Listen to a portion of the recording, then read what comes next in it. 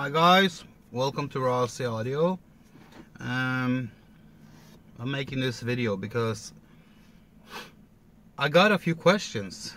The word is spreading that I'm opening up a store, and of course people are asking me questions about this, and I was thinking, maybe there's more people out there who's wondering about the same things, so why not make a video and give you some answers.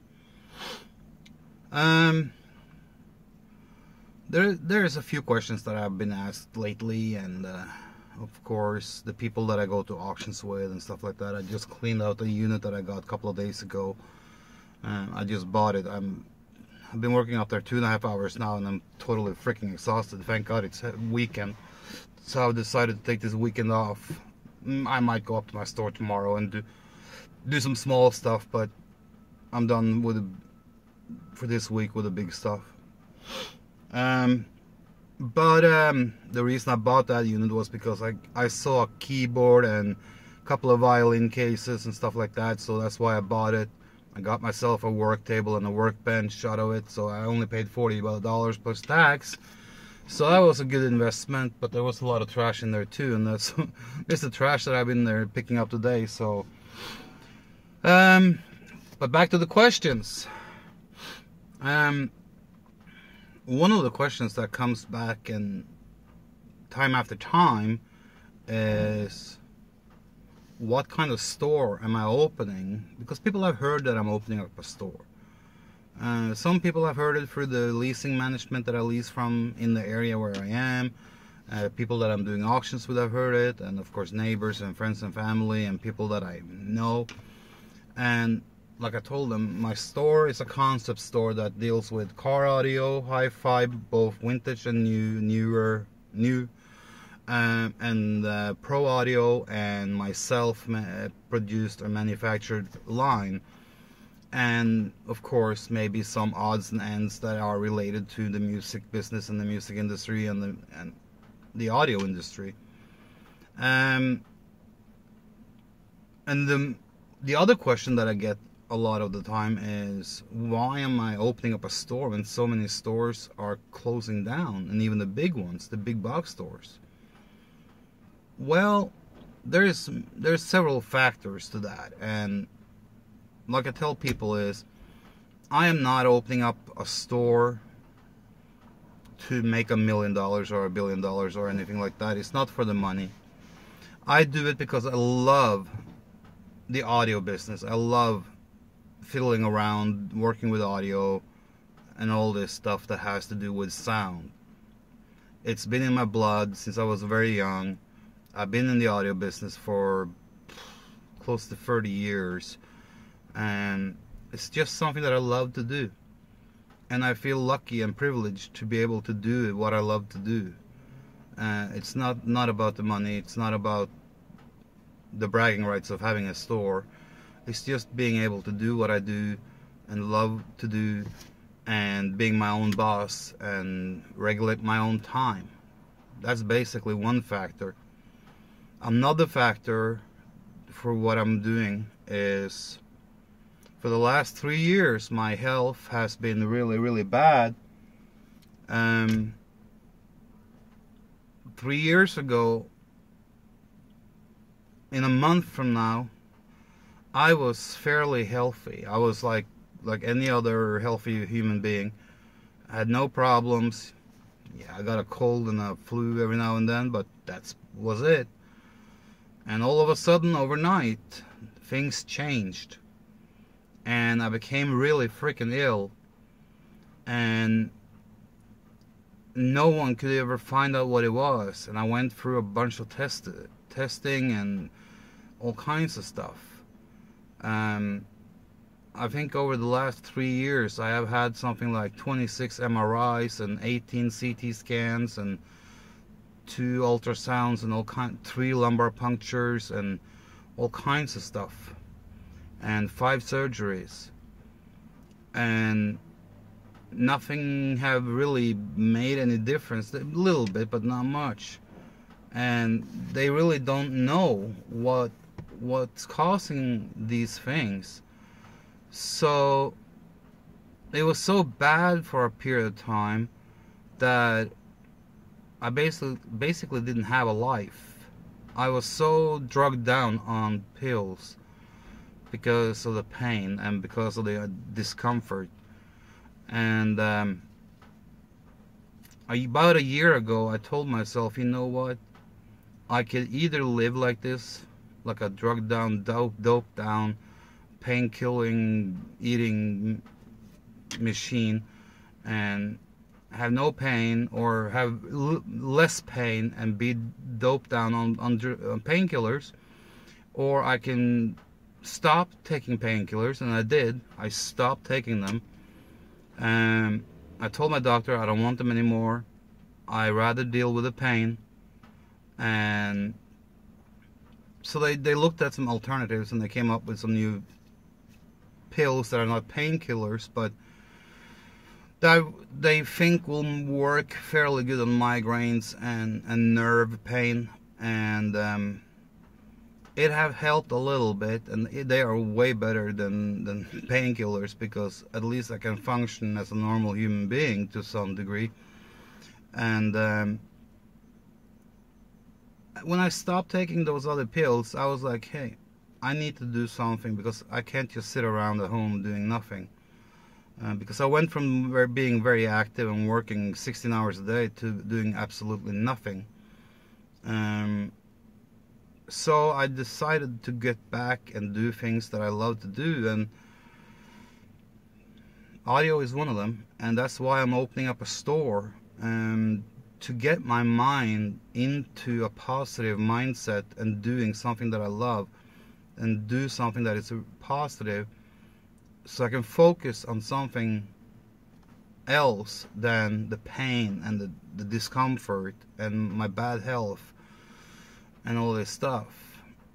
And you might wonder, well, what is bad health? Well, try nerve pain all over your body and 24/7 migraines for 3 years. Headaches that are top the scale of 10, when the scale goes from 0 to 10. And you have 24-hour migraines every day for 3 years. Not pleasant. And if you have a good day and the migraines are like on a scale from 1 to 10, is maybe like between 2 and 5. All it takes is one bad bright light or one bad sound. I can be sitting in traffic and a Harley Davidson comes up on the side of me, and they rev their engine, and boom, the migraines flare up again. So that's what I've been struggling with. So they're leaning more and more maybe towards fibromyalgia, because of all my nerve pain and all that stuff. And they think that I have some kind of arthritis in my joints and stuff. So that combination is not good. But that's also one of the factors why I'm starting up this store, to focus on something that is positive, focus on something that I like, something that I love to do, to take my mind off all these bullshit things that is going on. So the last factor why I'm opening up a store, and this one I think is rather important. And I dare you, or I challenge you, if you don't believe me on this, jump in your car, because what I'm about to tell you right now is in fact true. And it's been like this for the last 5-10 years. It's been like this forever, but more so the last 5 to 10 years. And if you don't believe me, jump in your car and drive around in your city and your town and take a look, and I'm pretty sure you will discover the same thing. They say that we live in a man's world, but we really aren't. We are not.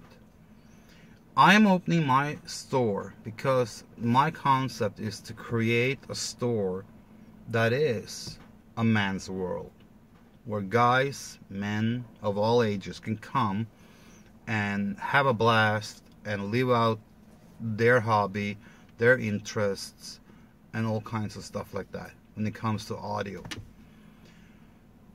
Like I said, I challenge you to go out in your town, drive around and take a look. Exclude car dealerships, because they are focused towards both genders. more female than men in so fact, because female are the biggest buying force in our society. So most companies, even though they are selling what you can categorize as men's product, they advertise and focus most of their effort and sales towards women.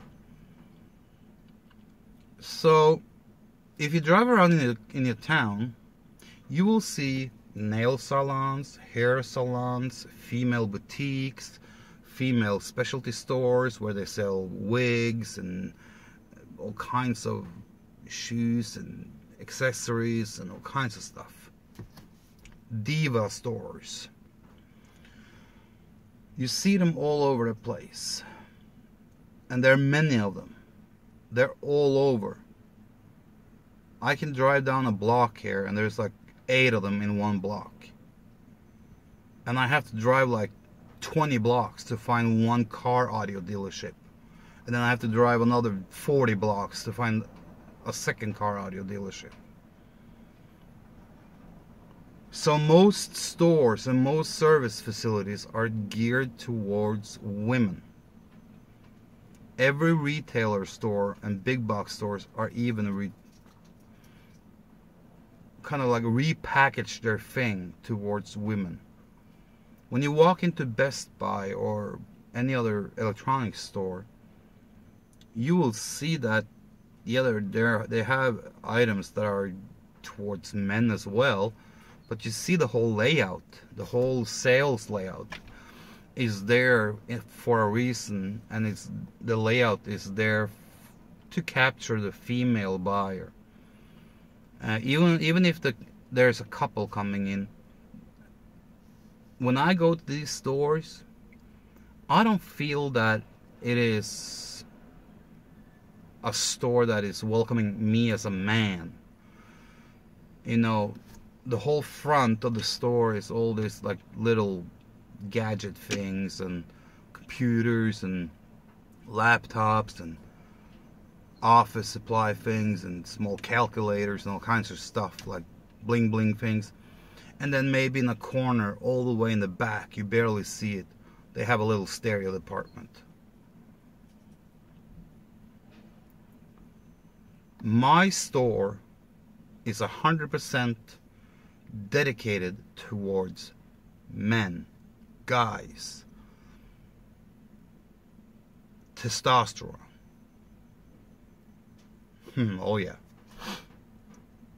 It's a man's world when you open my door and you walk in. This is where we have fun. I haven't found one store in Memphis yet. And I'm not talking about car dealerships or car repair places, because no one goes to those places with a pleasant or positive thinking. You go there and you go like, holy shit, how much is this going to cost me? You know? You don't go there to enjoy it. You go there because you freaking have to, because something happened to your car. But my store is where you go of free will because you have an interest for it. And you go there hopefully because you want to go there because of the atmosphere, the surrounding, the whole vibe, the whole thing, the experience, where men can come in and have fun and blast the volume and just be men. No nails, no hair, no salons, no nagging women, and for sure no nagging salespeople. When you come to my store, you will come to a store where the owner is the one you talk to, who have a passion for this. The guy you meet behind the counter is not just some 18, 19-year-old who doesn't have a clue what he's talking about. When you come to my store, you will talk to someone who has the passion and a certain basic knowledge. And I would say over the average being crazy about it. Because my store is totally different from every other store. I'll guarantee you that. And I hope it will be an experience for everyone. Because when you come to my store, I want you to feel that you're welcome. I want you to feel that this is different. I want you to feel that this is where you belong, and this is made for you and your interests and your hobby and what really reflects you as a person. I maybe don't have your favorite brands all the time. I'm maybe not offering your favorite brands as a new sale, but at least the basic foundation for the store is music, gear, and having fun, you know? Then we can talk about brands and all this stuff on the side and afterwards. Because what I don't have, I might be able to get. And when the day comes, May 1st, which is the official first day open for the public, what you see that day, there will be a grand opening party, and because May 1st is on a weekday, the weekend before there will be a grand opening party where I will invite people, and that will be on a Saturday. When May 1st comes, what you see that day is not how it's going to be all the time, because things changes. When you deal with the things that I do, inventory changes. I do things to improve the store. So it's always evolving and kind of like expanding and changing. But the basic foundation and the basic roots of the store will always be what they are. But what you see and what you will see for sale in there will change from time to time, because things will sell and I bring new stuff in. So yeah, so what you see when you get in there is probably not what you will see the next time you come or something like that. And of course I might change things up a little bit from time to time, you know, a little bit layout changes if I see it doesn't work the way I want it to. And of course May 1st is coming up pretty fast, and my Søren Vega mobile display will not be up and running and ready until late May, just because I've been running into some snags here and there, and I'm going to build an additional stroker display for it. And so there's a certain things that it has to be falling into place before I can have Søren Vega up and running completely, but it's coming. But yeah, it is those factors, you know.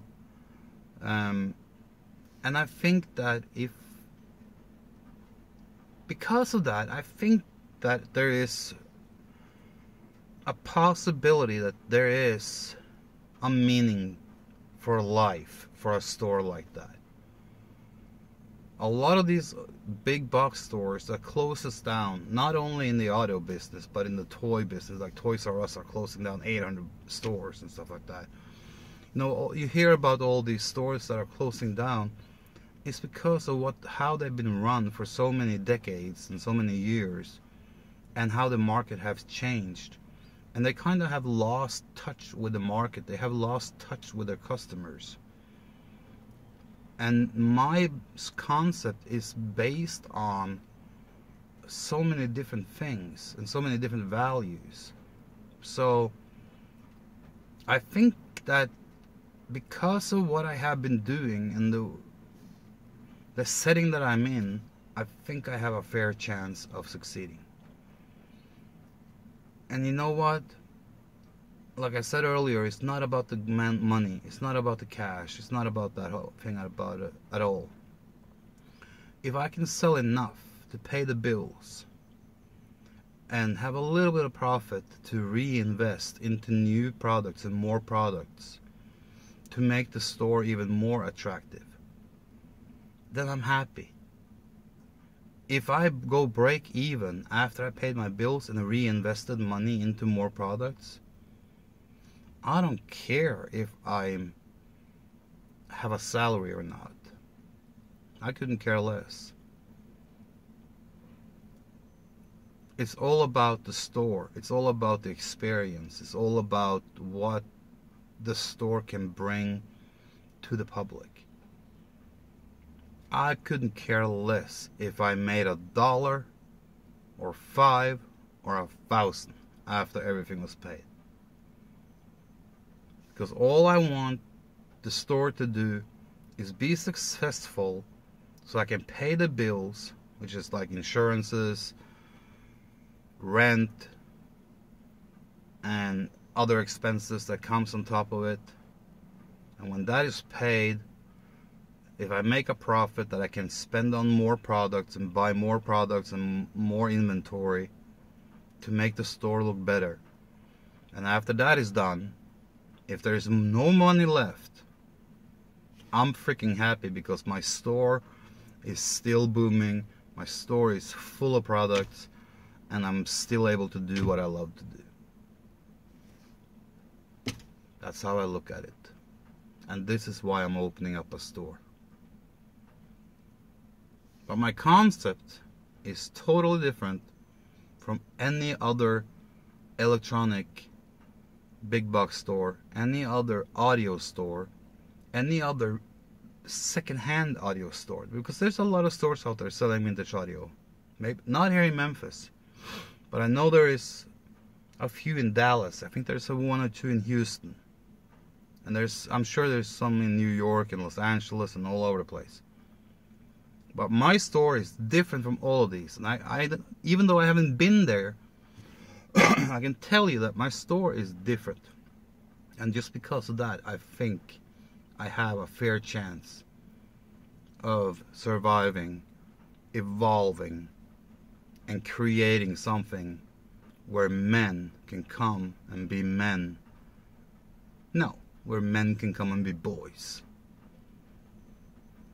And have fun. I'm creating a men's world. Because we're really living in a women's world. So, that was what I had on my heart. And I'm so freaking exhausted. I'm going to take this weekend off. The last month and a half has just been cruel. So you know what, guys? I'm signing off.